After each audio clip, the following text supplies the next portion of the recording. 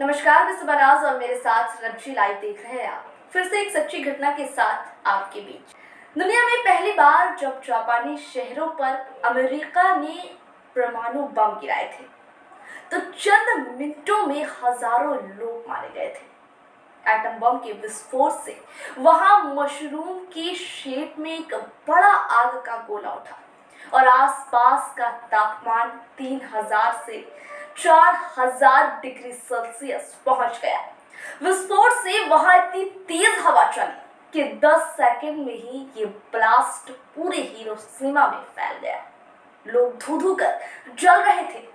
कई लोग तो जहां थे वहीं भाप बन गए। आप भी इस घटना को भूल नहीं पाए होंगे। अगस्त 1945 की बात करते हैं। अगस्त 1945 की ये घटना जापान के इतिहास में सबसे विनाशकारी साबित हुई। एक ही शहर हिरोशिमा में कम से कम 70,000 लोग मारे गए। जो लोग जीवित बचे वह आज भी उस हमले के बारे में सोचकर सिहर उठते हैं।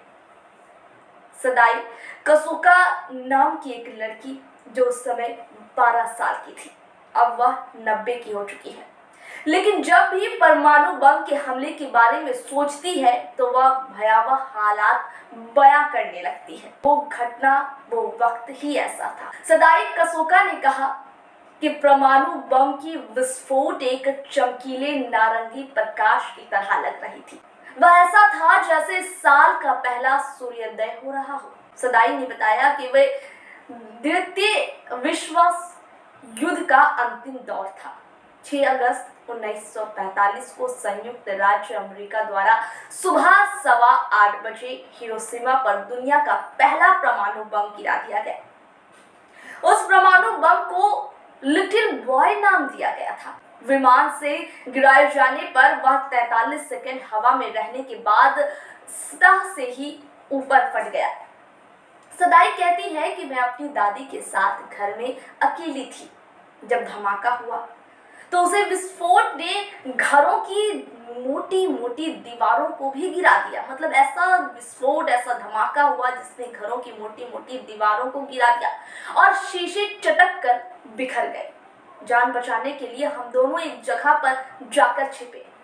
उन्होंने 6 अगस्त 1945 की घटनाओं को याद करते हुए कहा कि एक पड़ोसी ने हमें बताया कि पूरे शहर में आग लग गई है। हिरोशिमा पर अमेरिका ने 6 अगस्त को पहला परमाणु बम गिराया था तो जापानियों को लगा कि फिर ऐसा नहीं होगा। इतनी बड़ी बर्बादी के बाद दोबारा ऐसा होना नामुमकिन है। लेकिन इसके कुछ ही दिनों बाद 9 अगस्त को हिरोशिमा से लगभग 400 किमी दूर नागासाकी पर भी अमेरिका ने और भी घातक परमाणु बम गिरा दिया। ये दूसरा बम एक बड़ा प्लूटोनियम बम था। वहां दिसंबर 1945 तक लगभग 74,000 लोगों ने अपनी जान गंवा दी और जो लोग बच गए उनमें से कई दीर्घकालिक बीमारियों से पीड़ित थे।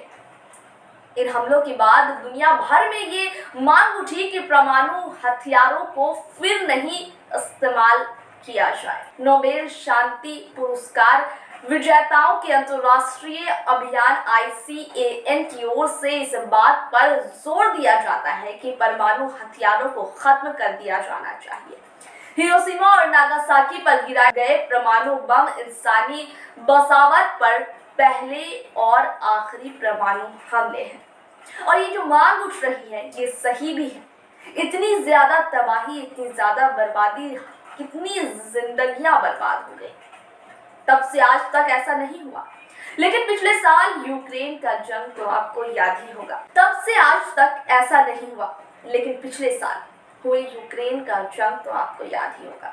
पिछले साल हुए यूक्रेन के खिलाफ छिड़े रूस के युद्ध में को देखकर कई लोग यह आशंका जताते हैं कि ये युद्ध परमाणु हमलों तक पहुंच जा सकता है। इस सप्ताह हिरोशिमा में हुए ग्रुप ऑफ 7 यानी कि G7 शिखर सम्मेलन के दौरान जापान में 1945 के हमले में जिंदा बचे कुछ लोगों ने विश्व नेताओं को यही याद दिलाने की कोशिश की कि परमाणु बम इंसानियत के लिए कितनी घातक है और ये बात हम सभी को याद रखनी चाहिए। खैर, ये कहानी यहीं तक। इसी तरह की रिपोर्ट के साथ फिर होगी आपसे मुलाकात। दीजिए इजाजत, नमस्कार।